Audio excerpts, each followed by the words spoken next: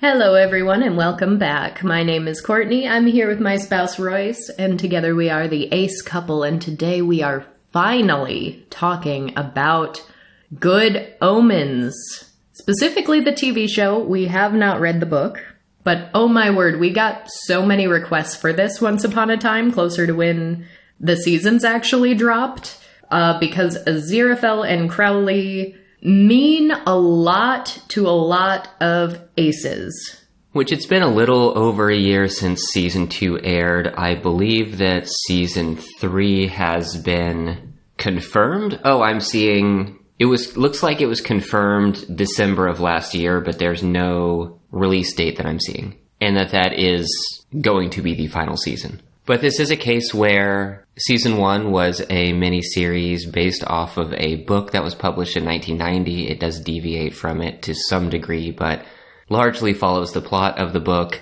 And I believe it got fairly popular, was fairly well received, and so the next 2 seasons are more original content because the book ended at the end of season 1. Yeah, and that's what's really interesting. I have had a weird history with this show because I wasn't familiar with the book ahead of time. When the first season came out, it was everywhere in Ace discourse, in Fandom discourse. It seemed incredibly popular, especially in certain online places, such as Tumblr. And so we watched that first season, and I didn't hate it. I wouldn't even say I disliked it.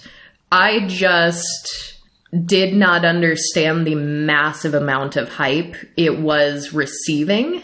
And then I got really concerned when I found out that the entire first season was the entire book, and it was renewed for a second season. That was just to be based on people liked this show, I guess. Because usually that doesn't bode well for shows. I really wish more shows just told the story they set out to tell. But surprisingly, the first time we watched the second season, because we did watch it when it came out, I somehow kind of liked the second season better than the first one, which really surprised me. I think this is one of those rare circumstances where what you liked about the first season were the deviations from the book.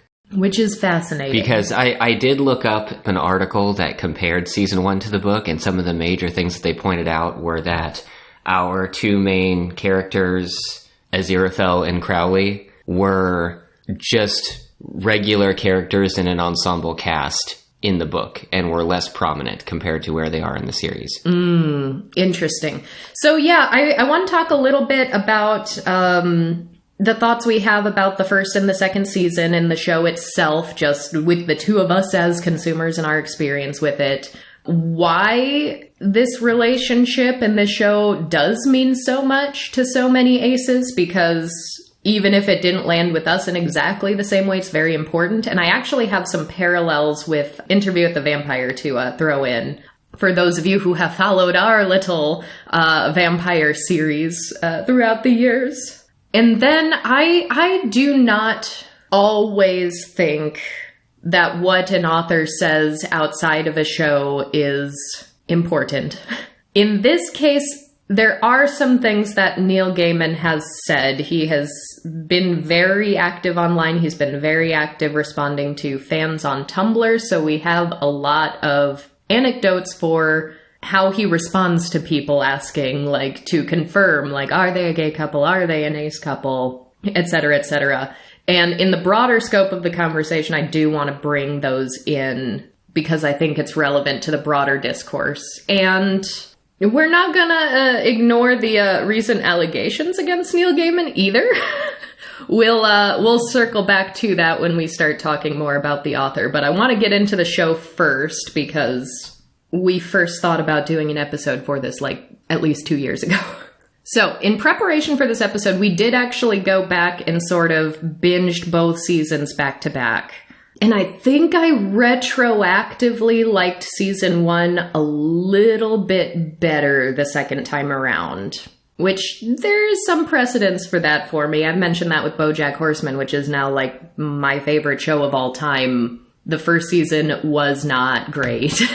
But now that I know the entire story, when I go back to rewatch it, the first season is retroactively better for me. So I think exploring the relationship more in depth in season 2 gave me more appreciation for what we saw in season 1. And so, Royce, do you just want to give a brief summary of what the plot of season 1 is, and then we can talk about the specific elements? Yeah, so trying to hit this fairly briefly, this is the plot that's covered in the book and in the first season of the miniseries, which so far both seasons 1 and 2 were 6 episodes. So not an enormous amount of content here. But it all centers around a plot to bring about Armageddon through the Antichrist. The miniseries starts out with a few demons scheming with an order of nuns that worship demons to do a baby swap. Crowley appears with a baby that has presumably been born in hell and brought to Earth to swap with the child of a prominent U.S. government official, diplomat. I don't remember exactly what his role is, but setting a precedent for all of the deific beings in this series. They're kind of bumbling and they make a lot of mistakes. And I think at one point the series says, like, these plans didn't account for humans being humans, and mistakes happen and the baby just ends up in a regular British family home. And the forces of heaven and hell are none the wiser until some number of years later, I want to say 12 years later, the prophesized day of the end times is beginning to come, and everyone starts to scramble to pick up the pieces and find the Antichrist and pull everything together. And so during all of this, the two main characters of the TV series, Aziraphale and Crowley, are a demon and an angel who have been on Earth for a long time and are familiar with each other, end up working together to stop Armageddon, because if Armageddon happened, then they don't get to do any of the things that they enjoy about Earth anymore. And meanwhile, the child Antichrist is starting to come into his own power and ideations, and in at least the TV series is riding the line of good and evil.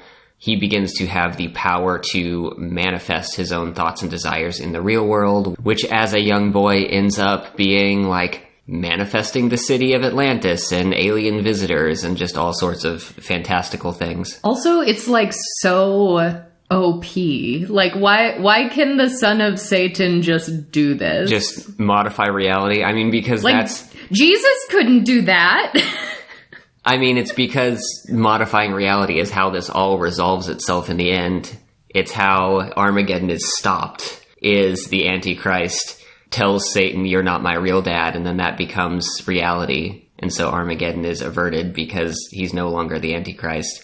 But I did see when I was looking up comparisons between the TV show and the book, they made the Antichrist and his friend group much more morally aligned. Because in the book series, they apparently, when they were going out playing like witch hunters, they drowned one of the members of the group's younger sister. Oh. They were doing the whole like witch dunking underwater thing. Wow.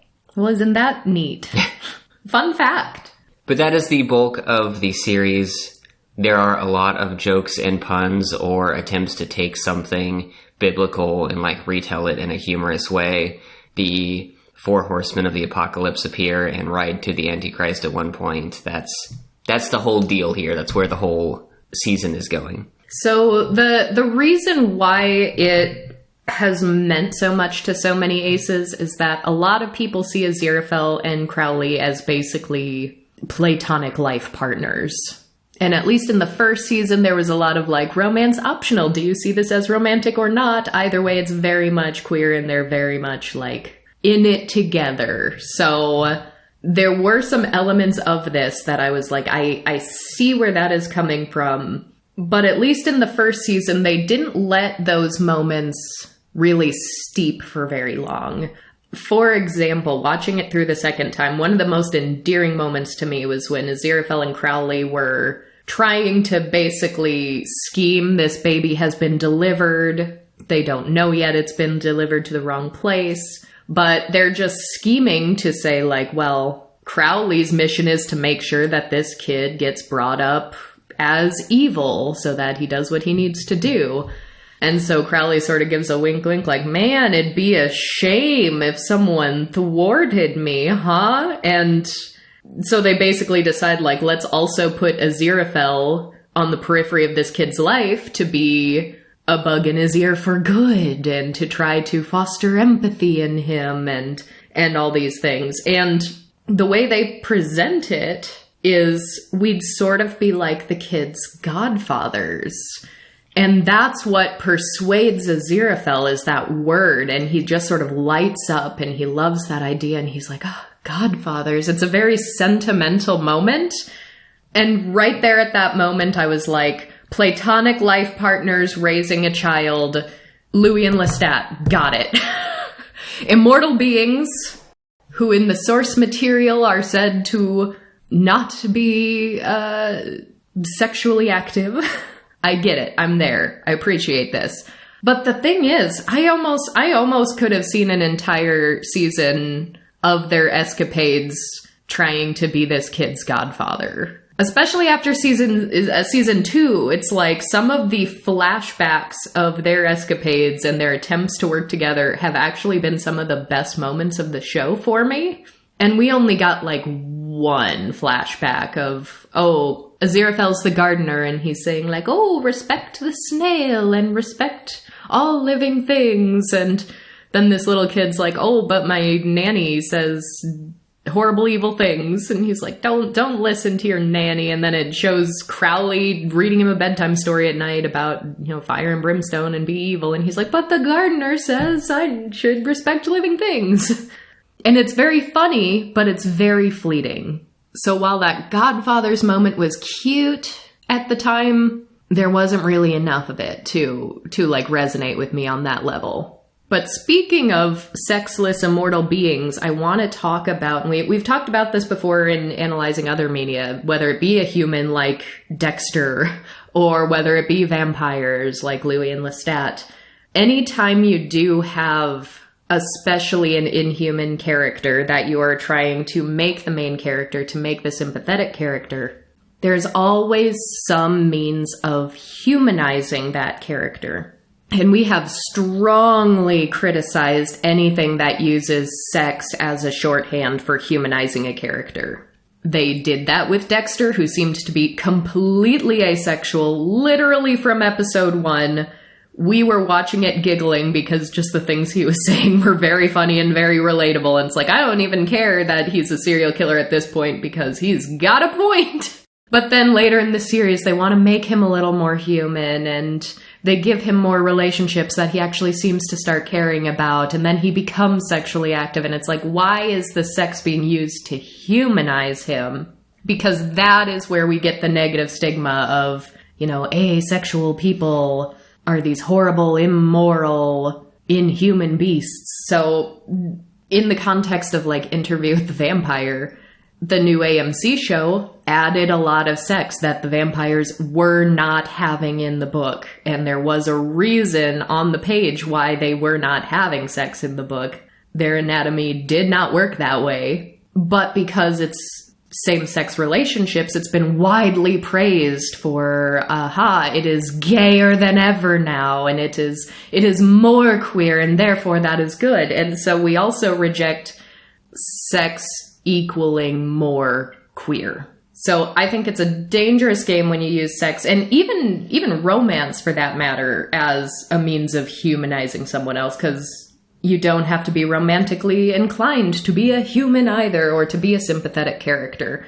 And so at least this show doesn't do that. They don't add sex, but they do have humanizing elements in different ways. And so I want to use that as an example for, there are other ways to humanize immortal characters that isn't make them have sex with each other. In this case, food and alcohol consumption is one of them. It's pretty well established that angels and demons do not need to eat. It's pretty well established that they don't really have a desire to eat, because all the other angels who are basically set up to just be pretentious assholes. This is a kind of story where like heaven and hell are both wrong. They're both bad.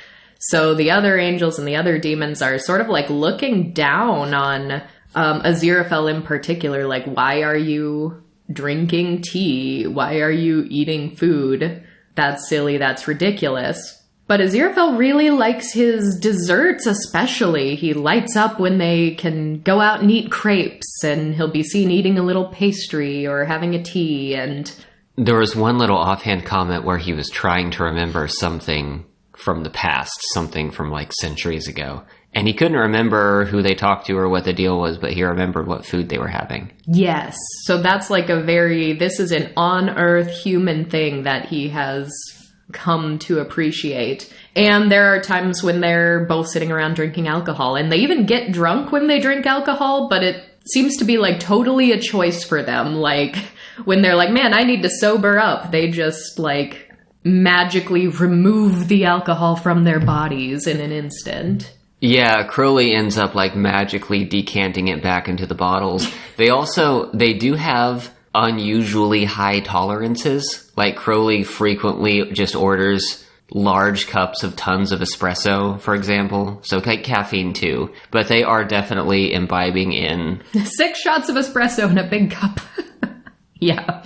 Which, yeah, it is interesting because we know they don't need that, but they have come to enjoy it. So that's a thing that I like, but also makes me nervous because in the ace community especially, cake is such a big metaphor for us. Cake is better than sex. So we do as a community really appreciate food as something that can be a worthwhile desire, something that isn't inherently lesser than a sexual desire. And so especially when we have, like, as far as we know, sexless angel bopping around in this, like, queer-platonic relationship of sorts that spans centuries, literally, and he's just, like, so delighted to have a little piece of cake. That's very sweet, that's very relatable. But the sort of, like, earthly pleasures thing does scare me, because if you take that too far with the wrong author, that can turn into, like, okay, even though we don't want to or need to, like, let's just have sex and see what this whole thing is about. Not saying that's going to happen in the future. I hope it doesn't. But if it's used as equally important and not a foot in the door to something else, I don't mind those other types of senses, those other physical desires. And then even just material possessions. Some angels at one point come into Aziraphale's little bookshop that he runs, and they clearly just don't even understand the concept of owning physical items. But they know it's a thing humans do. And yet Crowley really likes his classic car. He doesn't need to drive around in a classic car because we see demons just teleporting places all the time, but he likes riding around in his old car and blasting Queen? Yeah, it's Queen. I read in a comparison between the book and the TV show that originally any album that was left in the car for too long would turn into a Queen's greatest hits album, and Freddie Mercury would be the voice of the car radio communicating to Crowley. And they do further illustrate Aziraphale and Crowley's sort of humanized nature by putting them in stark contrast to the other angels and the other demons. Like, the other angels trying to pretend to be humans are very clearly not understanding humans whatsoever. Which, as you said previously, is basically the entire plot of this season. They put this whole plan in motion, not knowing how humans would make individual choices in the moment. But the angels come in and they're like, oh, hello, we would like to purchase a material possession, such as pornography. And Aziraphale's like, okay, let's go in the back. And he's like, you guys are embarrassing yourself. And they're like, yes, we humans are very embarrassed. We must purchase our pornography in private. And they think they nailed it. They're saying this so loud to other people in the shop that are looking at these total weirdos. And they're just like, yes, nobody knows we're not human. Perfectly emulated the humans. which one of those angels is the Archangel Gabriel, and we're going to put a pin in him because he is very inhuman, does not understand humans at all, doesn't want to understand humans. One of the main guys giving guff to Aziraphale for indulging in human pleasures. But he gets humanized in the second season, which I have mixed feelings on. From what I read, even his season 1 depiction was largely made for the show. He was hardly a character at all in the novel. The Metatron was a more prominent angel. Although I did see that some of the stuff in the TV series, I'm not sure if it was the season 1 or the season 2 stuff, came from unpublished material, things that didn't make the final edit of the book. So another thing about just the nature of the angels and the demons is that in the show, they say size and shape are merely options. And they sort of back this up with, you know, some angels who have a traditionally masculine name are actually played by a woman or have the appearance of a woman, like the Archangel Michael, for instance. So that kind of gives like an inherent air of gender queerness. But there was a line that I kept seeing over and over in the discourse about how much this means to asexual people. Some even who had read the book and it resonated with them in book form long before the TV show ever came up. And I kept seeing the word sexless. People would say, in the book, it says they are sexless. And so I wanted to actually find what that quote was. Because then in seeing how Neil Gaiman would respond to fans on Tumblr and Twitter, he'd often give very wishy-washy answers, especially if an asexual person was like, did you mean sexless as in asexual? He'd be like, well, no, we meant it as in gender, but your interpretation isn't necessarily wrong. So I wanted to see the actual quote because I know this resonated with people before the show, but it didn't make it into the show either. And as far as I can gather, saying that for their like corporeal forms, that shape and size are merely options is sort of the closest thing they got to this book quote. And the quote from the book is, many people meeting Aziraphale for the first time formed 3 impressions: that he was English, that he was intelligent, and that he was gayer than a tree full of monkeys on nitrous oxide. 2 of these were wrong. Heaven is not in England, whatever certain poets may have thought, and angels are sexless unless they really want to make an effort. So, first of all, when I was first reading that quote and the way gayer was used there, at first I was like, oh, they aren't even using gay as in homosexual or homoromantic. They are using gay as in, like, happy, because hi monkeys, but then they use sexless as the reason why that's not true. And it's like, oh, you actually did oh, I see. Okay. So I don't know how I feel about that quote overall, but yeah, just reading this out of context, I think a lot of other aces would see that as non-sexual beings. And I don't think that's an inappropriate conclusion to draw. And much with the angels, at least, overt reluctance to engage in really anything sensory or physical, I think that tracks. There's even a joke in season 2 where back in ancient times they trick Gabriel because Gabriel thinks that he knows everything about everything, but only witnessed the first human birth, like the creation of Adam and Eve. Well, that's why he thinks he knows it, because he's like, I was there for the very first birth. Like, I know childbirth. And so Aziraphale and Crowley are able to get away with lying directly in front of him by exploiting his ignorance of, basic human anatomy and reproductive faculties. Which is also really fascinating because season 2 opens with Gabriel walking butt naked through the streets of London, holding a box and showing up at Aziraphale's bookshop. And everybody's shocked to see this naked man just wandering up and knocking on this bookshop door. And he even at one point, like, drops the box and turns around and everyone reacts like, oh. But it's like, is he anatomically correct down there? They don't say he's not, so I assume he has to, because I think the reactions would have been a lot stranger if he was just, like, rocking a full Ken down there. I mean, I assume so. We also see Gabriel fascinated by a very articulate statue of himself. So, like, even if the angels hadn't caught on, like, they probably figured it out from the Greeks and Romans.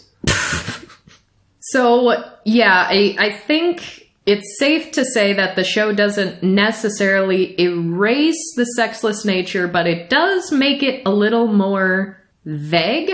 And even they're saying, like, shape and size are merely options confuses me, because I don't think the show is consistent with that throughout both seasons. Because in season 2, when they have to change actors for Beelzebub, for instance, Beelzebub's just like, yeah, I was bored of my old face, so I picked a new one, which is like, of course a demon can just do that. Yeah, we don't really see characters do it much. There are a couple of occasions where they change size. And this is explained in one scene where Crowley goes, like, atomic size to slip into the electrical wires to move as the electricity do to escape another demon.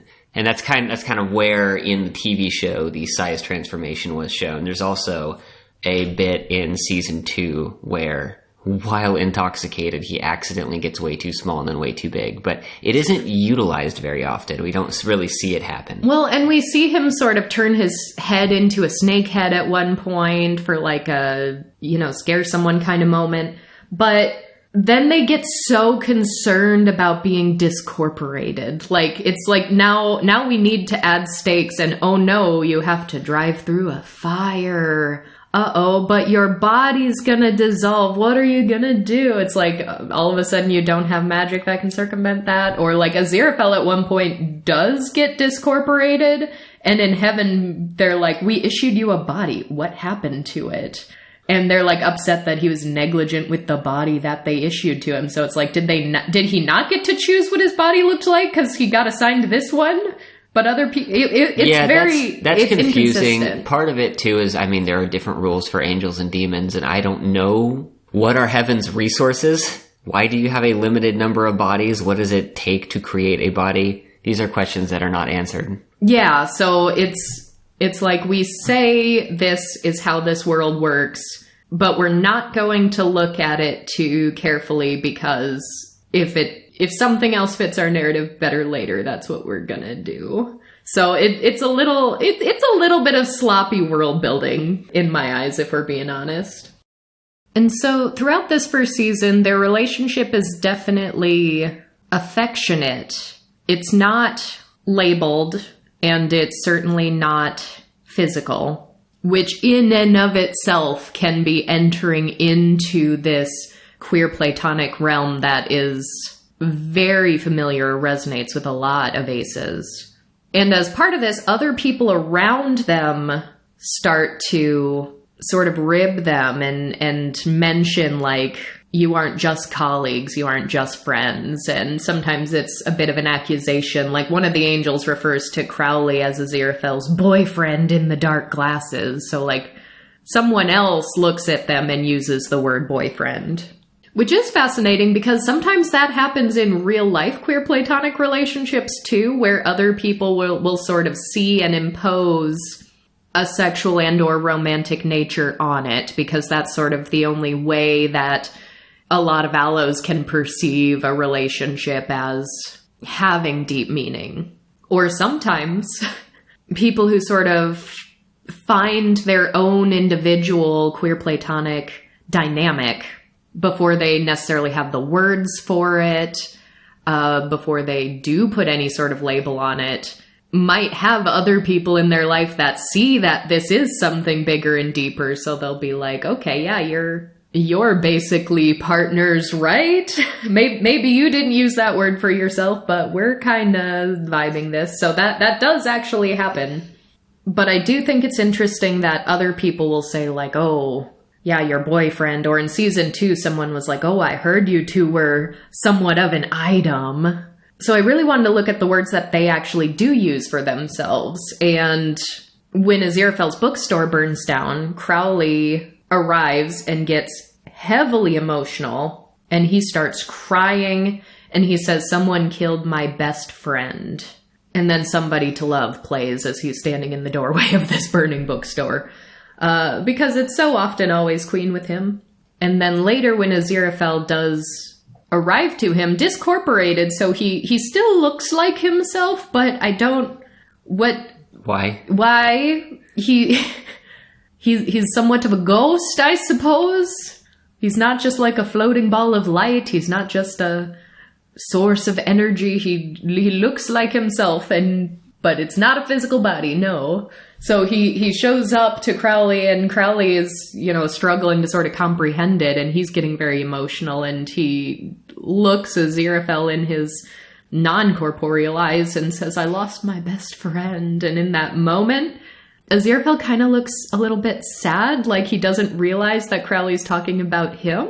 He's almost like, "Oh, well, I'm sorry to hear that." And then in the middle of Armageddon, when they're trying to stop this all and save the world, Aziraphale is holding this big sword, which has kind of been a gag for a long time. And he kind of threateningly, looks at Crowley and he's like, "Figure it out, come up with something or I'll..." And instead of going, threatening with the sword, he, hesitates and he backs off and he's like, "Or I'll never talk to you again." And that's what kicks Crowley's ass in gear, and he gets up and he's like, "Well, we're not having that." And so I do think it's very cute. But the thing is, and the reason why I didn't like the first season as much the first time I saw it, was I liked all of the interactions with Aziraphale and Crowley. I think a lot of their dialogue amongst each other, their character development, the actors they got to play them, I think, are all very good. I can't say the same for any of the other characters in this show, and there are a lot of them. There are a lot of side characters that very often, when they were first introduced as a character and as a concept, I thought it was funny and interesting, but then they just kept being characters without continuing to be interesting. if that makes any sense. So, for example, there is a descendant of a witch who got burned at the stake hundreds of years ago. And I found it interesting to see the flashback of her ancestor, to see what that looked like. This old witch writing this book of prophecies, and now this modern day witch family who have been handing down this book, and as a little girl being told, "Oh, you're part of this prophecy, so you have to learn all these prophecies, you have to study them and grow up and do what you're supposed to do." I find that interesting. And then now she knows the end of the world is approaching, so she grabs her little prophecy book and she's like, "I need to stop this because I'm part of the prophecy." I think that's fascinating. From then on, she drives me completely nuts. And that's the same pattern with all of the other characters. Because then the descendant of the Inquisitor who burned her ancestor at the stake is also a character. And when he's first introduced, I'm like, that's hilarious. He's totally cursed because every time he touches a computer, it just explodes dramatically. And I'm like, yeah, his family got cursed by witches. That's hilarious. I like that. And then he proceeded to also just be a lump for the rest of the show. And he interacts with a guy who seems a little weird, seems a little off. He's yelling on street corners about witches, and he's like, "Oh, we witch hunters used to be respected." And at first I think that's funny. He can't get a job as a computer engineer because he destroys computers, so he just falls into the lap of this other witch hunter. I think, okay, that's funny. But then the witch hunter, after he's introduced, after the novelty and the joke of him even existing and getting roped in this way, just proceeds to be awful for the rest of the time. His neighbor is a sex worker, and he's awful to her. He constantly calls her the harlot and the Jezebel, and he's so mean to her despite her being like, "Oh, let me make you some tea." And he's like, "Out of my house, harlot." He's terrible. And then he just continues to be terrible and no longer interesting. Because part of the way this all resolves is also a bunch of people get roped in, but no one seems to really have any active choice in influencing things. Until Aziraphale and Crowley at the end happened to say the right thing. But other than that, the descendant of the witch and the Inquisitor are part of a prophecy, so they're just walking the steps that's already been predetermined and pre-written. And so yeah, I found myself not liking any of these side characters. Even the group of kids I found very boring most of the time. And it's interesting that you say in the book they actually, like, killed another child. Because as awful as that is, that's a little more interesting than what they got. Now they're just, like, playing games out in the woods. And it's a group of all boys, except one little girl. And she does the, like, overly social aware girl in the group of boys trope that is increasingly bothering me over the years, because she doesn't talk like an actual little girl. They don't seem like real characters, but they're also, like, not funny enough to be as campy and bizarre as some of the other characters, like the witches and the witch hunters, because they're supposed to just be, like, literal kids. And yet you have this little girl being like, speaking as the mother of future generations, the patriarchy is bad. And it's like, it bothers me. It really does. So anytime any of these side characters were on screen, I was like, let's get back to Aziraphale and Crowley, please.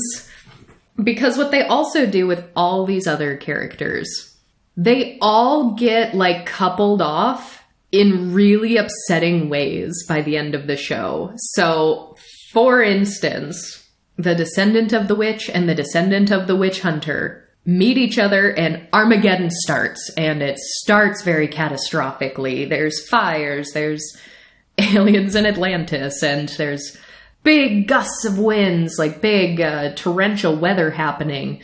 And so, like, they're like, oh no, the world's ending.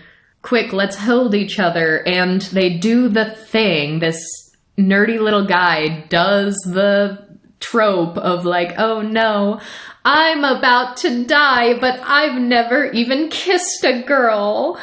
And so she kisses him, and then in the middle of the world ending, they just start having sex. And I don't know. I don't think any time this trope has ever been done, I don't think it's funny. I don't think it's charming. I don't think it's sweet or romantic or anything. I hate everything about it. So I'm like, okay, of course they're doing that. Sure. And they have so little time to actually get to know each other, which, like, yeah, some people don't need that before you have sex with someone else. Fine. But then once the world's saved, she looks at him and is like, oh, this is my boyfriend over here. And he beams and he's like, oh, boyfriend. And it's like, you didn't have that conversation. You don't know each other very well. It's also important to note that her entire life has been prophesized to the point where she has very little or feels very little autonomy, and them having sex for the first time was prophesized. Yeah, she's like, I know this is a thing that's going to happen because it's in the book. And she's just like, all right. Which is a very weird area of autonomy that I don't think is often afforded to women in a lot of Neil Gaiman's writing.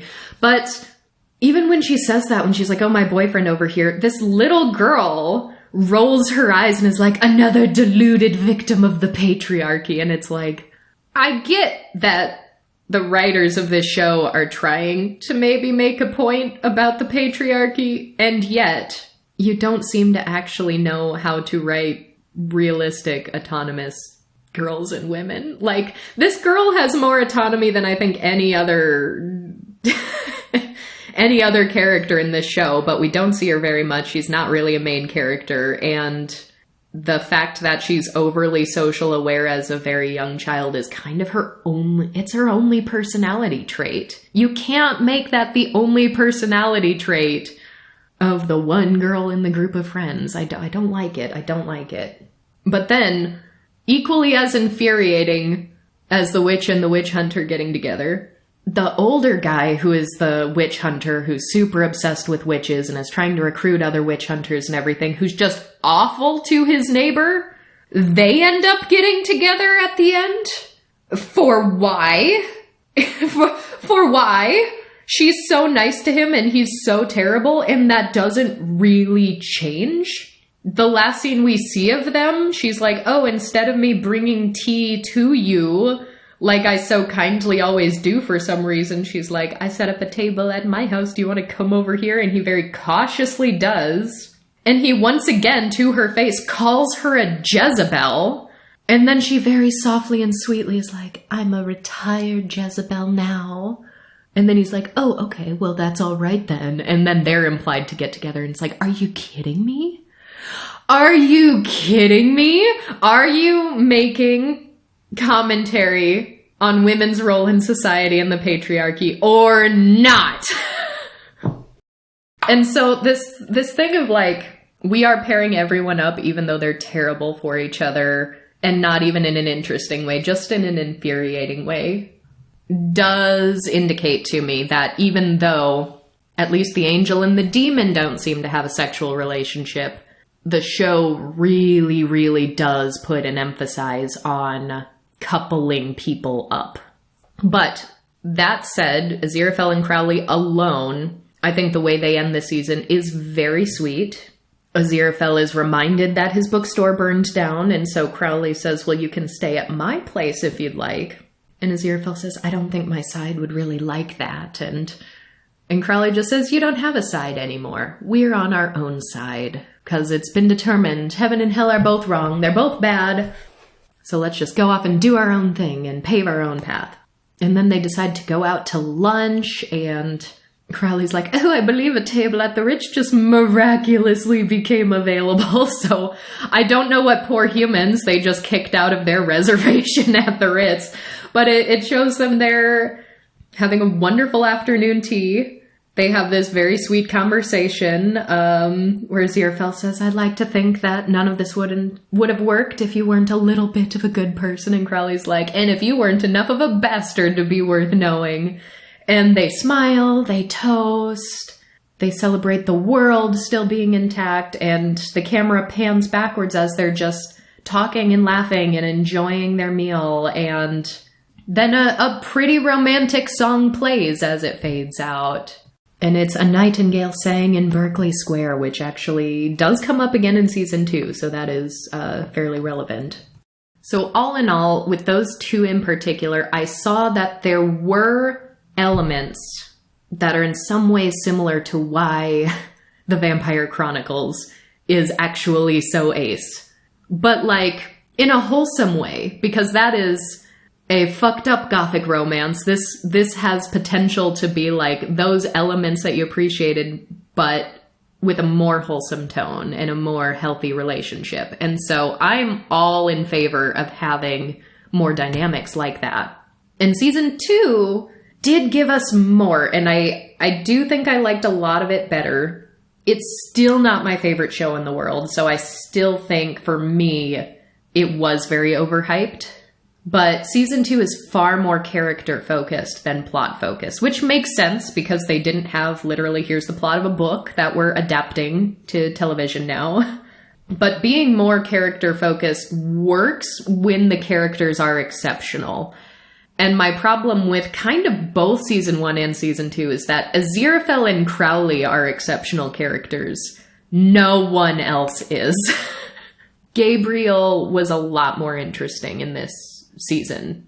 But other than that, I think a lot of the new characters they introduced also just missed something for me. Yeah, so like you said, season 2 is much more character-driven. But I think that's something we're going to have to talk about in a part 2, because this recording is already getting rather lengthy and we have quite a bit more to talk about. So saith Royce. That means it is time for today's featured marketplace vendor. And we have one that is heavily relevant to today's episode, which is always a delight when we have one of those. We are giving a big shout out this week to NULLIPHY.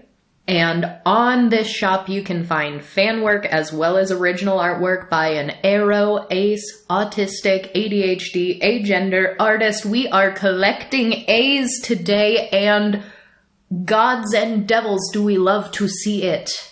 We especially wanted to shout out NULLIPHY today because for all of you who are tuning in as really big Good Omens fans, This shop has a beautiful Good Omens print. It shows Aziraphale and Crowley sort of sitting up next to each other. Aziraphale's in this big comfy looking armchair. Crowley is sitting on the arm, and they are touching each other. They're arm to arm, they're back to back, they're looking at each other lovingly. Aziraphale's poring over a book, and you can tell that this is taking place in the bookshop, and it's a very nice piece of artwork that even has gold foil details, so hard to tell from just the picture on the website alone, but it sounds like in person it's a little bit shiny. It will reflect some light and radiate. Very, very pretty.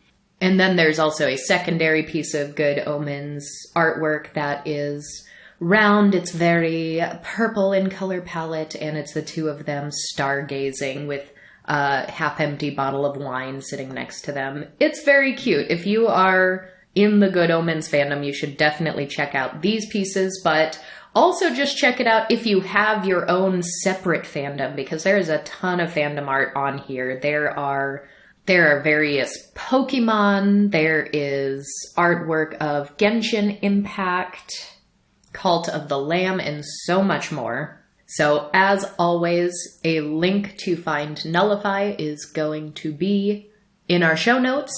And make sure to tune in again next week, where we will continue our Good Omens conversation.